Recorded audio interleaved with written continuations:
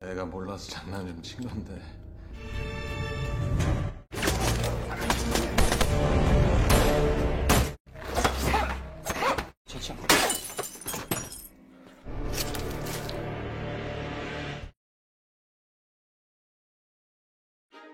Kisah dimulai saat musim dingin melanda. Seorang wanita muda yang sedang sekarat terlihat terhuyung-huyung berjalan tanpa alas kaki dan pingsan. Karena kasihan, seorang pria yang tidak sengaja melintas pun membawanya pulang ke rumah, diberi makan dan bahkan diizinkan untuk bekerja demi membantu istrinya yang sedang mengandung. Awalnya sang penyelamat, Ryu, tidak setuju menampung gadis tersebut. Namun seiring berjalannya waktu, ternyata gadis itu cukup membantu keluarga mereka. 설거지는 할 줄 알지? 예쁜 이름이네.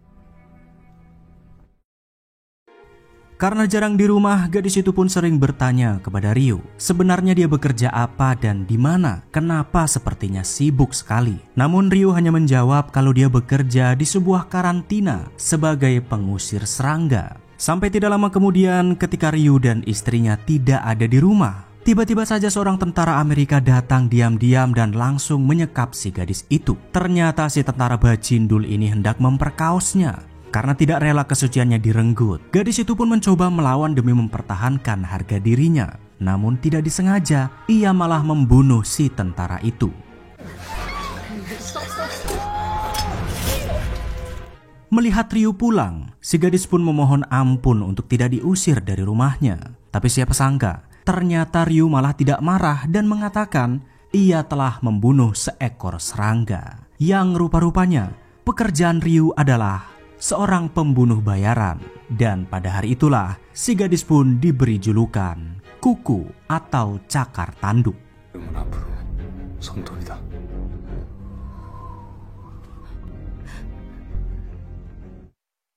Dan selang 40 tahun kemudian, Kuku yang kini sudah jadi nenek-nenek ternyata masih aktif menjadi seorang pembunuh bayaran. Kini ia melanjutkan pekerjaan Ryu dan mendirikan sebuah organisasi yang disebut Karantina Suci. Ia dibantu oleh beberapa rekan untuk mempertahankan organisasi tersebut. Ada sekretaris yang menerima klien, direktur Son yang mengatur jadwal dan targetnya, serta si pembunuh terhebat nomor 2 bernama Jangbi. Dan setelah 40 tahun lamanya, walaupun sudah menua dan tangannya sedikit bergetar, ternyata Kuku masih sangat hebat dan sudah menjadi legenda, bahkan ditakuti di kalangan pembunuh lainnya. Terbukti, ia masih bisa membunuh targetnya dengan sangat senyap, tanpa ada bukti, tanpa kesalahan dan jejak sedikit pun.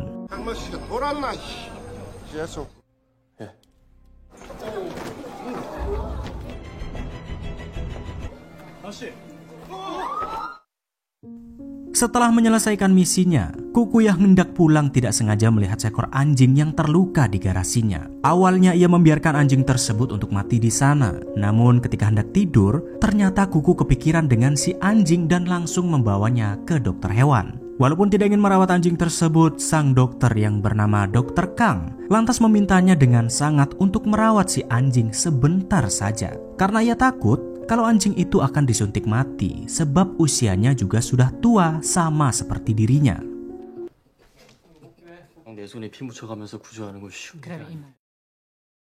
Beralih di tempat lain dengan seorang pemuda yang sedang diculik, menangis meminta ampun karena hendak dijual organ tubuhnya.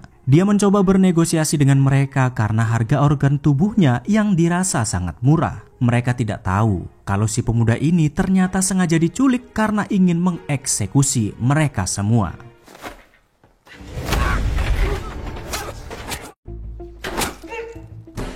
Yap, pemuda yang dijuluki sebagai Adu Banteng ini ternyata juga seorang pembunuh bayaran dari organisasi lain. Setelah berhasil mengeksekusi targetnya, si direktur Son yang tahu keberadaannya pun langsung menghampirinya untuk menawarkan agar ia masuk ke dalam organisasi Karantina Suci mereka. Walaupun sedikit songong tapi ia mau menerimanya. Namun begitu sampai di markas, ternyata si pemuda tersebut masih saja songong dan meremehkan organisasi mereka. Ia bahkan berani mengancam direktur Son dengan pisaunya. Di saat itulah ia pun bertemu dengan si legenda dari Karantina Suci. 사람 좀 가려서 봤지. 레전드. Dan keesokan harinya, seorang pembantu rumah tangga menjadi target dari karantina suci. Ia membunuh majikannya sendiri dan mencuri semua hartanya. Jang Bi pun diutus untuk mengeksekusi si wanita itu. Ia meninggalkannya di lintasan kereta agar terlihat seolah-olah seperti bunuh diri. Namun yang tidak disangka, ternyata malam itu putrinya berada di sana dan membuat rencana Jang Bi gagal. Jang Bi yang panik pun mencoba mengejar putrinya untuk meyakinkan kalau bukan dialah pelakunya. Tapi sayangnya akibat tindakan ceroboh mengejar putrinya itu, wajahnya pun jadi terekspos dan diburu oleh polisi. Karantina suci yang mengetahui kabar tersebut pun terpaksa harus lebih dahulu membunuh Jang Bi agar organisasi mereka tidak diketahui oleh pihak kepolisian. Di sini Kuku selaku legenda dan panglima tertinggi harus mengemban tugas tersebut walaupun ia sedikit ragu sebab Jang Bi adalah rekan seperjuangannya. 왜 그랬어?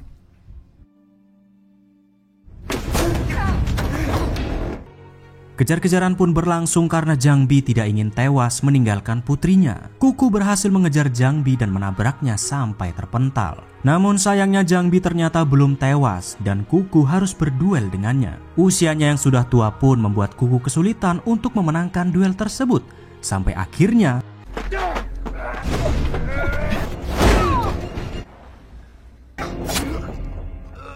ya, rupa-rupanya Direktur Son juga mengirim si adu banteng untuk membantunya. 너 뭐야?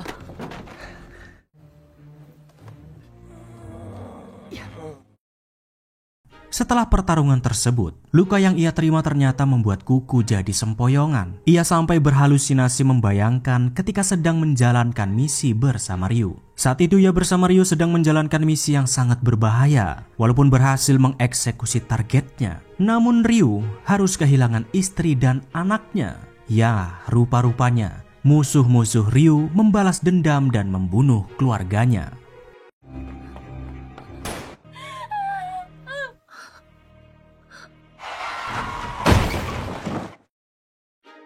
Begitu terbangun, ternyata Kuku berada di klinik hewan tempatnya Dr. Kang. Ia dirawat secara diam-diam karena Dr. Kang tahu sepertinya wanita tua yang ada di hadapannya itu bukanlah wanita biasa. Apalagi ia melihat semua pisau dan peralatan membunuhnya. Karena tidak terima misinya diganggu, sesampainya di markas, Kuku pun memperingatkan Direktur Son untuk tidak lagi ikut campur dengan pekerjaannya. Kuku merasa diremehkan karena ia mengirim si adu banteng untuk membunuh Jang Bi. Sampai tidak lama kemudian ternyata si adu banteng songong ini nongol untuk mengancam si legenda. Ternyata ia melihat kalau si legenda masuk ke klinik hewan dan membiarkan Dr. Kang masih hidup setelah mengetahui identitasnya. Tentu saja Kuku pun langsung memperingati si adu banteng untuk tidak main-main dengannya. 오래 살고 싶으면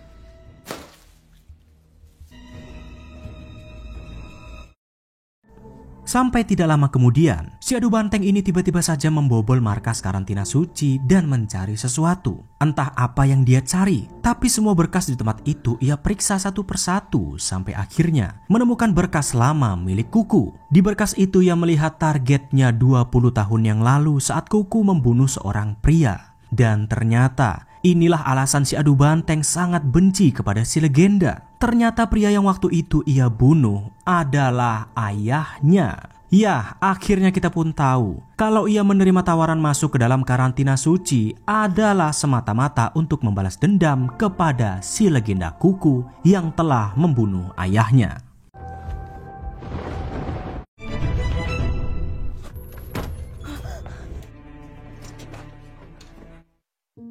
Sampai keesokan harinya, ternyata Kuku mulai mengawasi Dr. Kang karena khawatir kepadanya. Hari itu ia melihat pemandangan yang janggal. Dr. Kang seperti sedang melakukan protes mandiri di sebuah rumah sakit. Untuk mengetahui apa yang terjadi, Kuku pun pergi ke kios mertuanya dan menanyakannya langsung. Rupa-rupanya Dr. Kang melakukan protes mandiri untuk mendapatkan keadilan karena istrinya yang tewas di rumah sakit tersebut 5 tahun yang lalu disebabkan kelalaian dari pihak rumah sakit. 그래서 맨날 그냥 방금만 여기저기 다니고.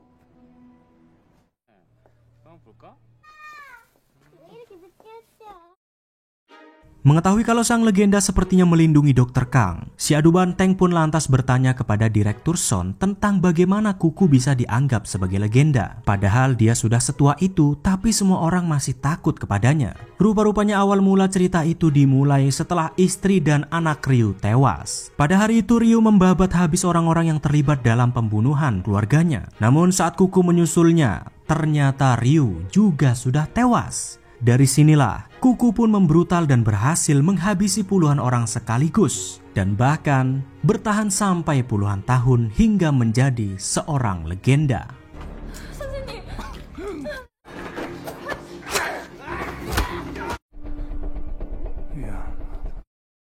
Di kesempatan berikutnya, ternyata si adu banteng mulai terang-terangan menunjukkan kalau dia akan melakukan sesuatu kepada keluarga Dr. Kang. Dia bahkan berani datang ke tokonya hanya untuk memancing Kuku untuk meresponnya. Tentu saja si nenek Kuku pun bertanya, apa yang sebenarnya kau inginkan? Kenapa sampai melibatkan keluarga Dr. Kang? Tanpa mengetahui kalau si adu banteng ini mempunyai dendam kepadanya, ia pun hanya mengatakan kalau dia tidak ingin melihat sang legenda pensiun hanya karena menemukan seseorang yang cocok untuk menjadi keluarganya. Maksudnya Dr. Kang. 이제야 네 놈이 누군지 알겠네.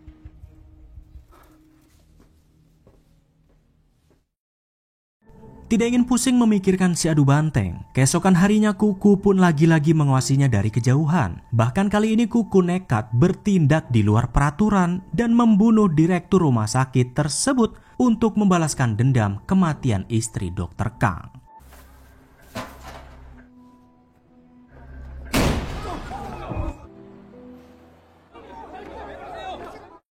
Sampai setelah kejadian itu, tiba-tiba saja Direktur Son mendatangi kediaman Kuku untuk memberikan misi baru untuknya. Membuka amplop misi tersebut, Kuku sangat terkejut karena ternyata targetnya kali ini adalah Dr. Kang. Rupa-rupanya ada seseorang yang mencoba untuk bermain-main dengannya. Tidak menunggu lama, Kuku langsung mencari tahu dan bertanya kepada si sekretaris siapakah yang meminta misi tersebut. Yang rupa-rupanya orang yang meminta misi itu mengaku sebagai putra dari direktur rumah sakit yang baru saja ia eksekusi. Awalnya si sekretaris menolak misi itu, namun Direktur Son malah menyetujuinya karena tergiur dengan bayaran yang sangat banyak hanya untuk satu orang.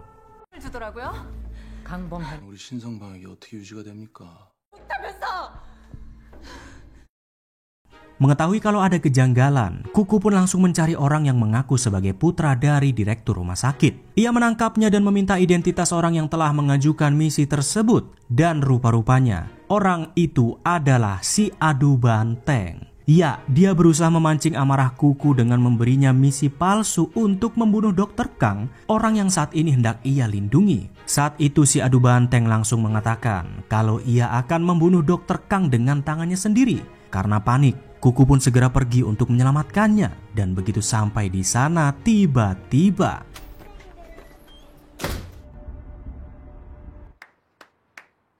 ternyata hari itu si adu banteng hanya mengetes kegigihan Kuku sebagai legenda. Ia meremehkan Kuku yang sudah tua dan mengira kalau ia tidak akan bisa mengimbanginya. Setelah tes tersebut, mereka pun duduk berdua sambil menguji satu sama lain dengan si adu banteng yang masih meremehkannya. Sampai tidak lama kemudian, ketika ada beberapa pelanggan datang dengan parfum yang semerbak, si adu banteng tiba-tiba langsung pergi dan menunjukkan tanda-tanda alergi.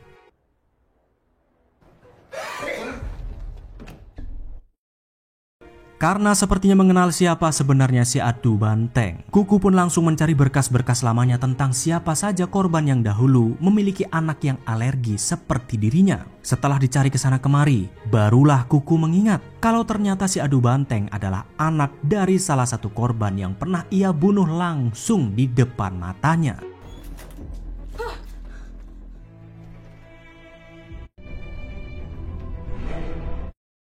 Ya, setelah mengetahui kalau selama ini si adu banteng mengincar dirinya, Kuku pun mencoba melampiaskan kemarahannya tersebut dengan menjalankan misi yang sangat berbahaya. Ia datang ke sebuah diskotik untuk menghabisi kelompok organisasi yang ditempati oleh si adu banteng. Walaupun sangat berbahaya, solo versus squad dengan usianya yang sudah tua, Kuku berhasil mengeksekusi puluhan orang dari mereka. Namun ketika ia sudah tidak sanggup dengan pertarungan tersebut, ternyata Kuku dikhianati oleh Direktur Son dan tidak mengirimkan bantuan untuknya.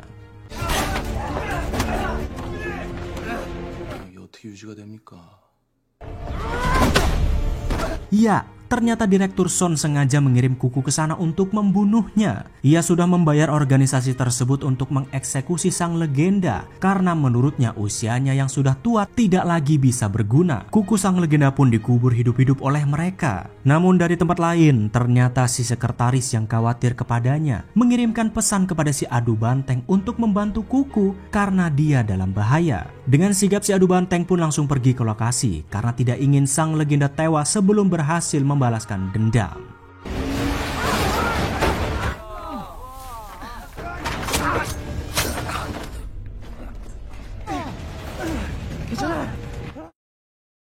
Dan setelah penyelamatan dramatis itu, Kuku pun mengundang Adu Banteng untuk mau makan sebentar di rumahnya. Kuku hendak berterima kasih dengan memberinya sedikit makanan enak. Di saat itulah mereka berdua pun akhirnya kembali duduk berdua untuk menceritakan masa lalu Kuku yang kelam sebelum ditemukan oleh Ryu. Kuku menceritakan kalau bukan karena Ryu, mungkin dahulu dia sudah tewas dan tidak akan menjadi legenda. Namun setelah mendengarkan kisah dari sang legenda di hadapannya, tanpa disadari, ternyata Kuku sudah meracuni si Adu Banteng dengan minuman yang diberikan kepadanya.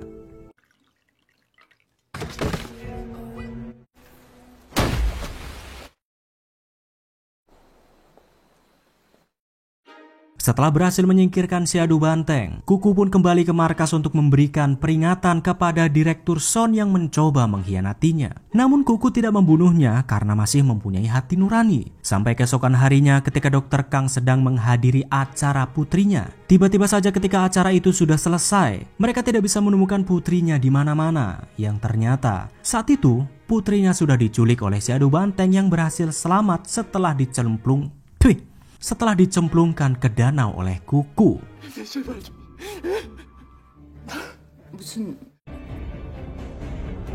Begitu menyadari masalah semakin rumit, Kuku pun berjanji kepada Dr. Kang kalau ia pasti akan menyelamatkan putrinya. Dengan tekad yang sudah bulat, ia pun menggeledah kembali senjata-senjata yang sudah lama ia kubur untuk memulai pertarungan terakhirnya. Begitu sampai di lokasi itu, ternyata ia sudah ditunggu oleh puluhan orang yang membantu si Adu Banteng untuk membunuhnya.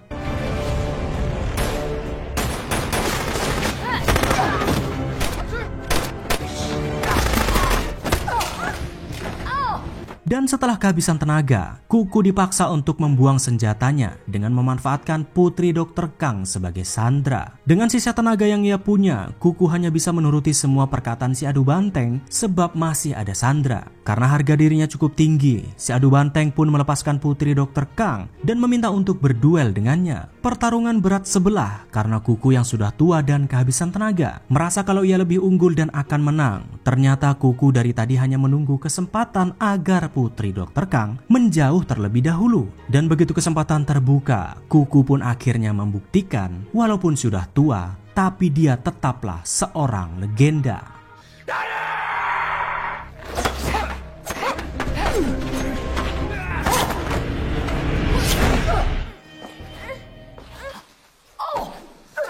Namun, setelah si Adu Banteng berhasil dikalahkan, tragisnya, ternyata tujuannya selama ini bukanlah untuk membalas dendam kepadanya. Rupa-rupanya selama ini dia mengagumi Kuku dan menganggapnya sebagai satu-satunya keluarga. Penyebabnya tidak lain dan tidak bukan saat Kuku menyamar sebagai pembantu sebelum membunuh ayahnya. Ia baru merasakan kasih sayang yang selama ini tidak pernah ia dapatkan. Karena faktanya, selama ini si Adu Banteng selalu dimarahi dan bahkan sering dihajar oleh ayahnya. Namun kala ia sudah menganggap Kuku sebagai ibunya, ketika meminta kepada Kuku agar ia diizinkan ikut bersamanya setelah ayahnya tewas di depan matanya, ternyata hari itu Kuku menolaknya mentah-mentah. Dari sinilah akhirnya si Adu Banteng marah kepada sang legenda karena dia merasa ditipu oleh kasih sayang yang selama ini telah ia berikan.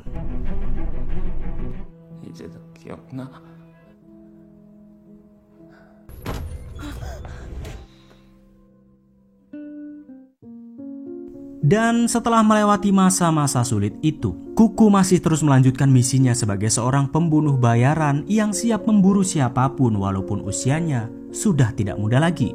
Masih dengan organisasi karantina sucinya, ia pun kembali dengan jalannya yang sangat berbahaya sebagai seorang pembunuh bayaran yang masih tetap menjadi seorang legenda.